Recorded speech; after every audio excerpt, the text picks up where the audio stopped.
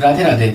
तो मुंबई की आशा चौबे जी ने एक प्रश्न पूछा है कि कुंजिका पाठ मात्रेण दुर्गा पाठ फलम लभेत। वो पिछले कई वर्षों से कुंजिका का पाठ कर रही हैं और इस नवरात्र में उन्होंने अपने घर पे जो है वो नवचंडी का पारायण करवाया था। तो उन्होंने देखा कि आचार्य जो है वो षडंग पाठ कर रहे हैं, कवचार गला कीलक के साथ में, और अंत में रहस्य त्रय और नवर्ण विधि के साथ में, और कुंजिका का पाठ भी करते हैं। तो उन्होंने ये जिज्ञासा रखी है कि वो स्वयं पिछले कई वर्षों से कुंजिका का पाठ कर रही हैं, तो क्या उन्हें कुंजिका जन्य संपूर्ण पुण्य का लाभ होता है या कोई और उन्हें साधन करने की आवश्यकता है। तो देखिए, सबसे पहली बात यह है कि कुंजिका इत्यादि स्तोत्रों के पाठ से दुर्गा पाठ फलम लभेत, ये वहां लिखा हुआ है, लेकिन यह किसके लिए है? यह मात्र उस व्यक्ति के लिए है जो निष्काम पाठ कर रहा है, कोई सकाम जिनकी कामना नहीं है।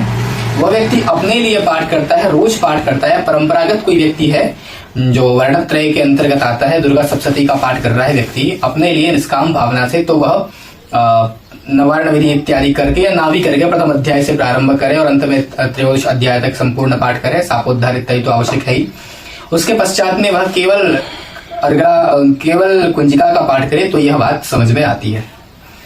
अब कोई आचार्य अगर ये कहे कि वो किसी यजमान का सकाम पाठ करें और उसमें कवचार गला कीलक ना करें, रहस्य त्रय ना करें और केवल कुंजिका से काम चलाएं, तो यह मेरी समझ से तो मान्य नहीं होगा। क्योंकि बहुत सारे पंडित जब भी संकल्प लेते हैं तो वे संकल्प लेते समय जो दुर्गा सप्तशती में लिखा हुआ है, गीता प्रेस की गोरखपुर से जो प्रकाशित सप्तशती है उसमें संकल्प भी लिखा हुआ है। अधिकतम मैंने देखा है पंडितों को, ब्राह्मणों को, आचार्यों को, तो वे प्रारंभ करते हैं कि अहम सापोद्धार पुरस्सर कवचार गला कीलक पाठ सहितम तंत्रोक्त वेदोक्त रात्रि सूक्त सहितम और सावरणे सूर्यतनयोगमाद्यारभ्य सावरणत्यंतम दुर्गा सप्तशती पाठम तदंते रहस्य त्रय पठनम सापोद्धारम चाहम करिष्ये। इस तरीके का वो संकल्प कर ही लेते हैं। फिर अगर वे ये मन में विचार करें कि वे केवल कुंजिका का पाठ करें, कवचार गला कीलक का पाठ ना करें, रहस्य त्रय का पाठ ना करें, तो यह तो बिल्कुल एक प्रकार से अमान्य वस्तु होगी और इसका पाप लगेगा। क्योंकि आपने संकल्प में इतनी सारी चीजें बोल दी हैं और आप पाठ कर रहे हैं केवल कुंजिका का।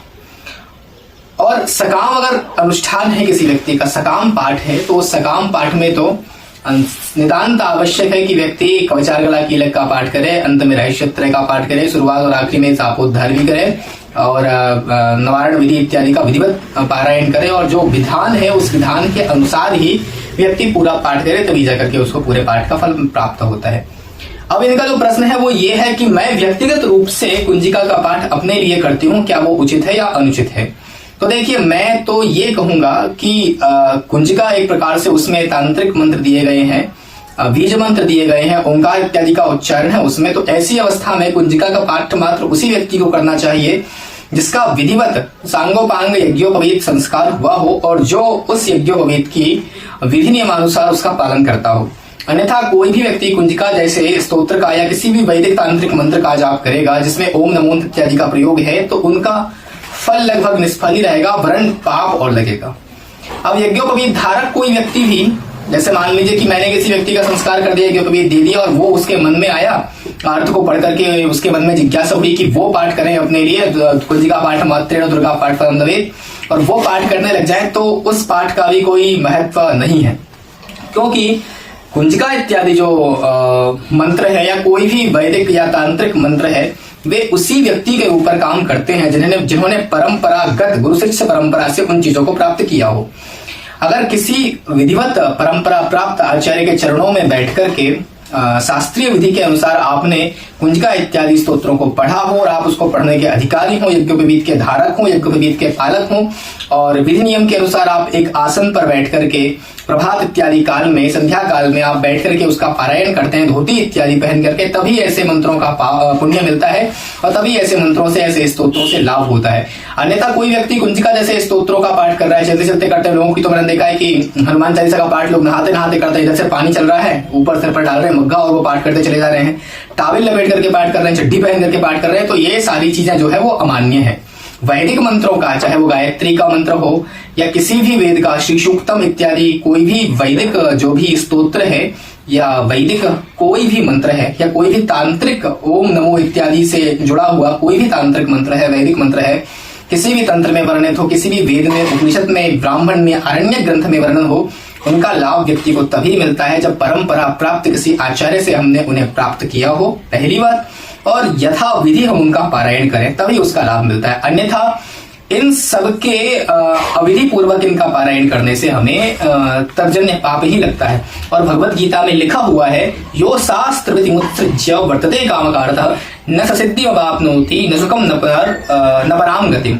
जो शास्त्रों की विधि को छोड़ करके मनमुखी ढंग से, मनमानी ढंग से आचरण करता है, अपने फायदे के लिए, अपने लाभ के लिए मनमुखी रास्ते जो व्यक्ति बनाते हैं, तो उन्हें कोई भी सिद्धि प्राप्त नहीं होती, ना उन्हें कोई सुख प्राप्त होता है, ना उन्हें कोई परम गति प्राप्त होती है।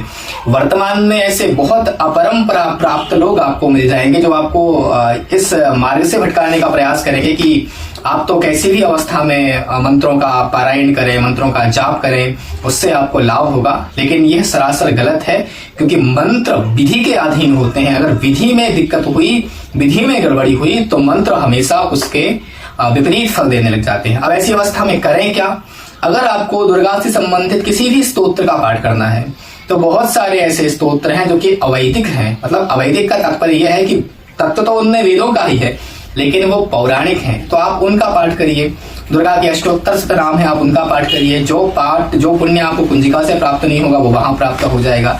या और भी कई सारे ऐसे स्तोत्र, सप्तश्लोकी जो दुर्गा सप्तशती है, आप उसका पाठ कर सकते हैं।